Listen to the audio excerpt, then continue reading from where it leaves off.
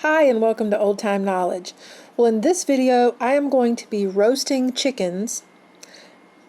We're going to enjoy chicken for supper, we're going to enjoy some leftovers the next day, and then I'm going to show you how I put several meals on my pantry shelf from these two chickens. So stick with me and we'll get right to it.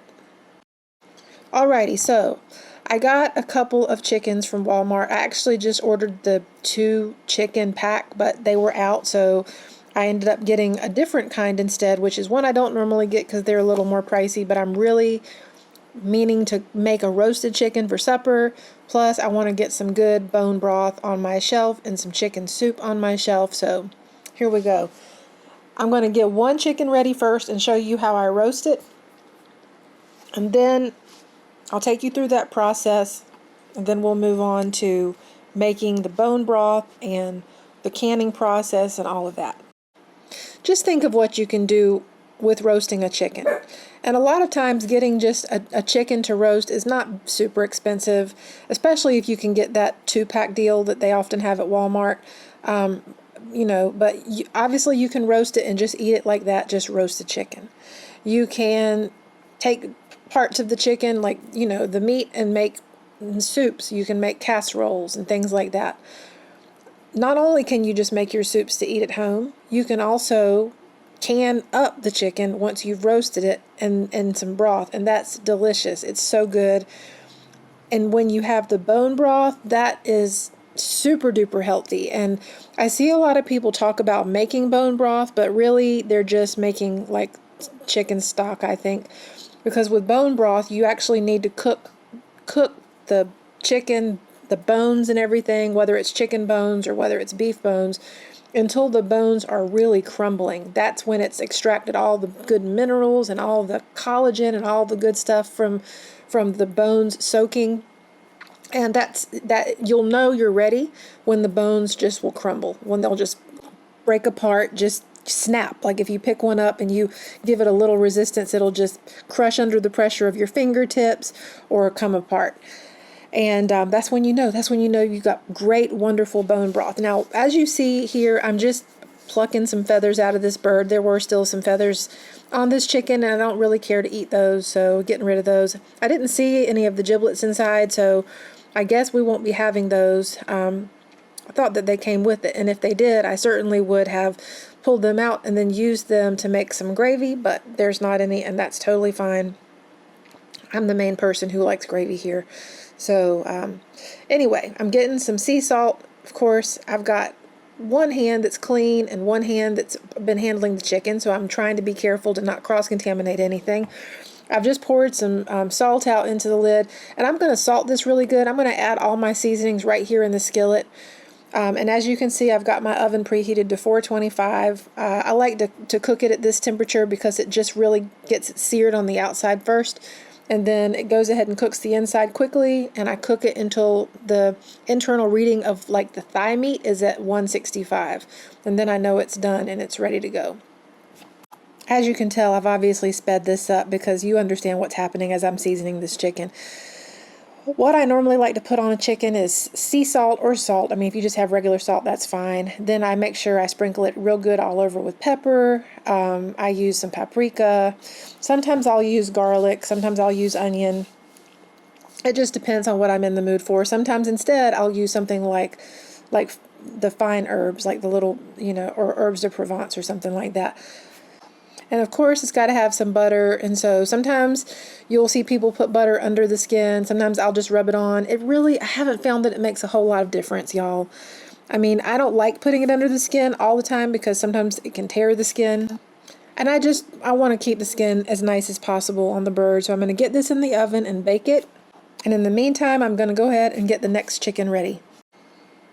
Okay, I'm going to give this one a quick look, check everything over, make sure there's no feathers still stuck to the bird because we don't want to eat those. Y'all, you'll also notice I don't tie the legs together on chickens. I know people do that. If it's a huge one, I'll sometimes do it, but most of the time I'm not going to bother with tying the legs on a chicken because we just really don't care. And maybe it's just me, but it seems to me like it takes the chicken longer to cook when it's all pressed together. I'm guessing that's because the heat can get to everything more quickly when it's kind of open up like this. All the heat can get in there, whereas when it's all pressed together, it makes all that cold flesh more dense and harder to get heated all the way through.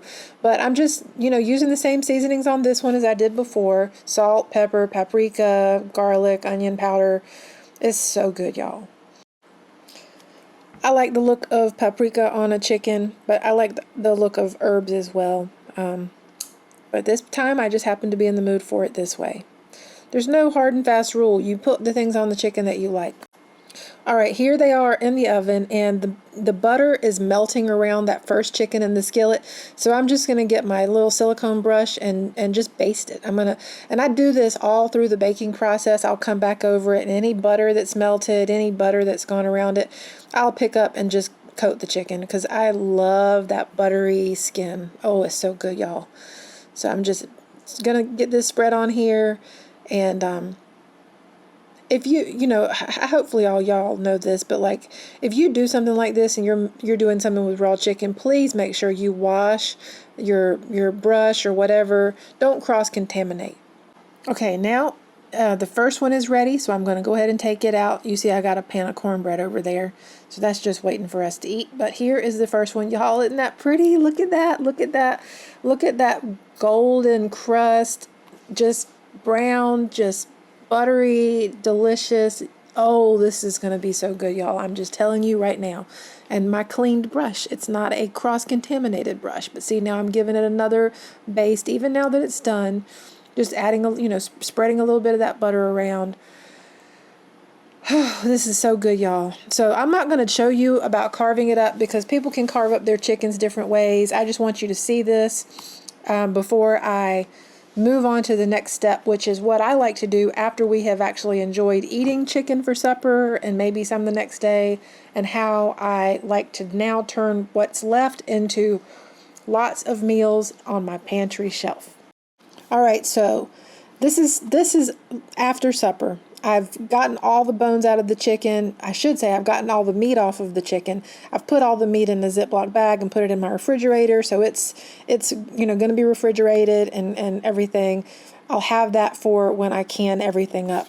But this is going to be the makings of the most delicious bone broth. I've got all these roasted chicken bones in here, and this is from both chickens, okay?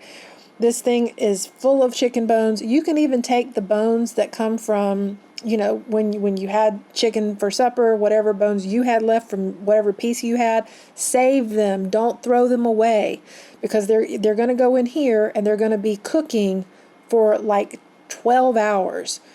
I've got a couple of chicken legs from a couple of nights earlier that I'm going to go ahead. We didn't finish these. We had a whole bunch of jerk chicken legs, and I have some left.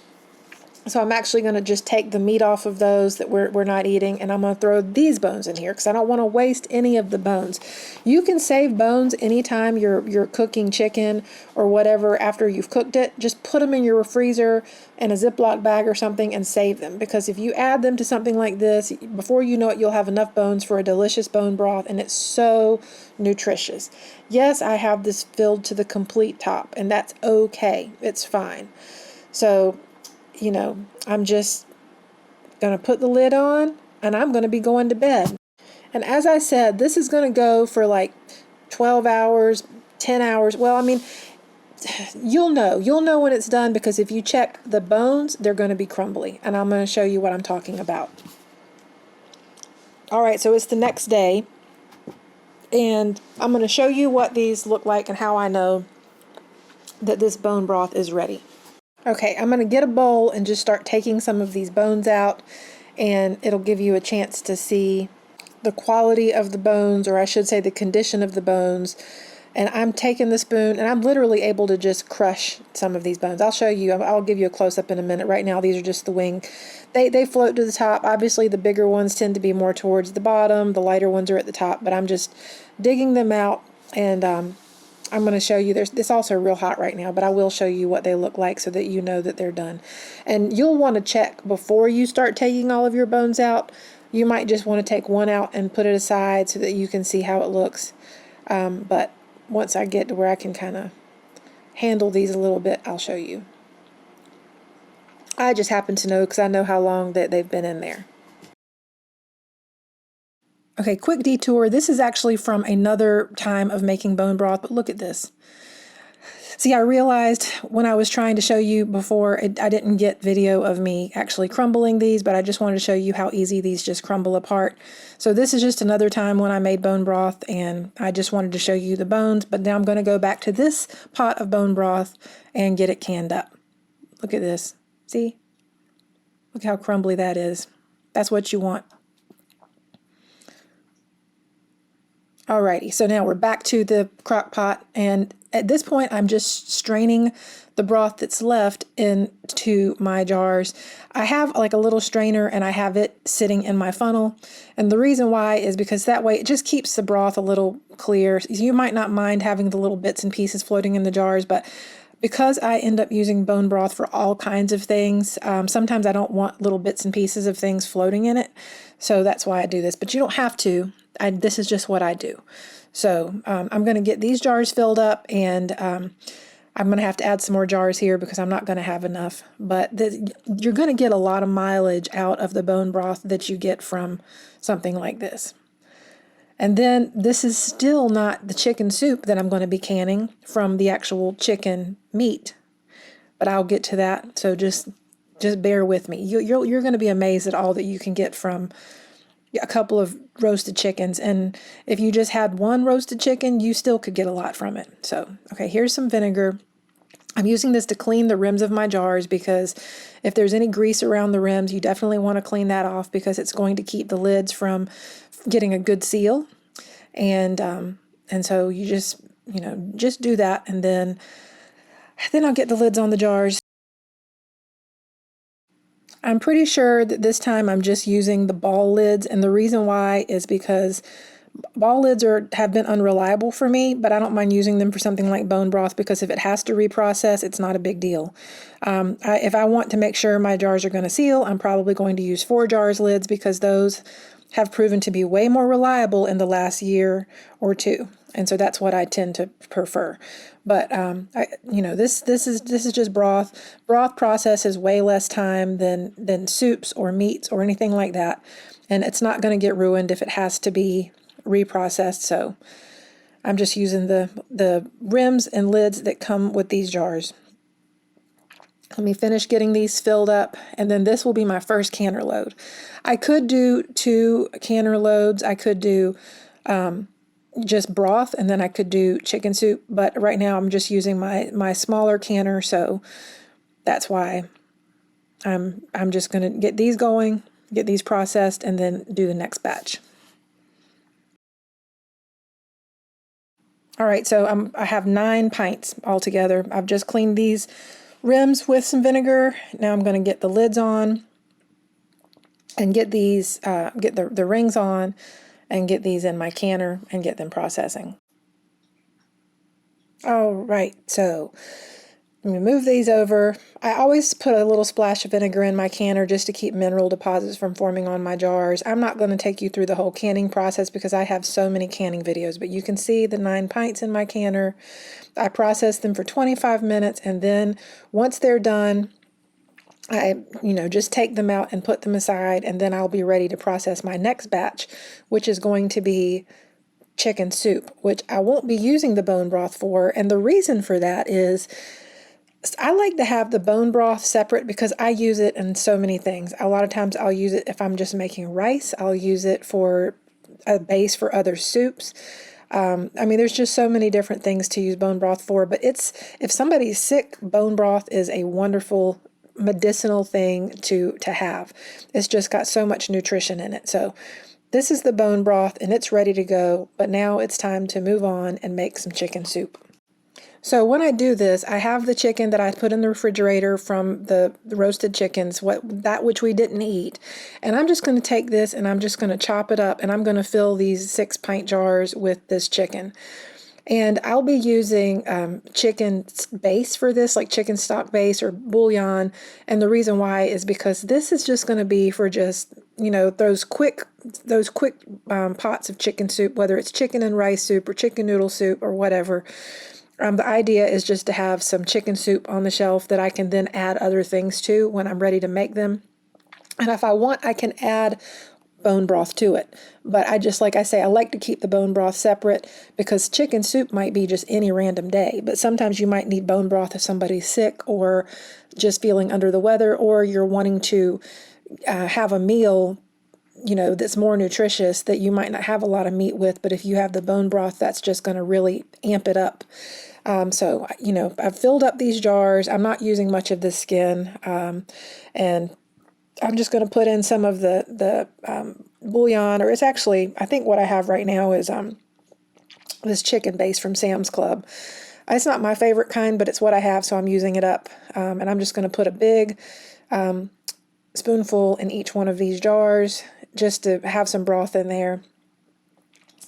And you know, one of my son's favorite things is for me to take, you know, a jar of this chicken like this, and I'll put it in a pot and add some rice to it, and it's just like super instant chicken rice soup. And I have a video on that. Sometimes I'll use my just boneless, skinless chicken breast if I'm making more of it, and then I'll just add some broth to that. But this is just so quick and so easy. So when all is said and done, I'll have the 9 pints of bone broth, and I'll have the 6 pints of chicken soup, which is ready to have anything added to it. You can obviously add vegetables to this. You can add carrots, you can add celery, you can add herbs, anything you want. I'm just keeping it simple because I can always add more ingredients later depending on what I'm going to be using it for. So here I am using a little bit of vinegar to clean the rims of these jars. And again, that's just to make sure that they get a good seal. And then I'll get these in the canner and get them processed. And then I will bring you back when everything is all done.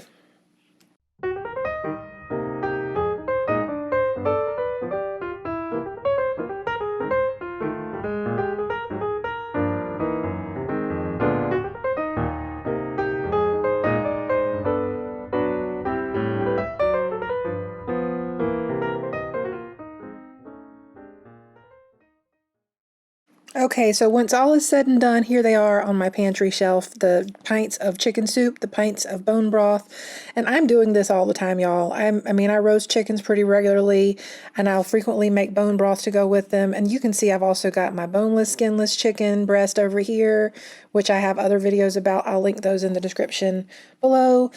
Other things in my pantry, ground beef, you know, different kinds of soup, sweet potatoes.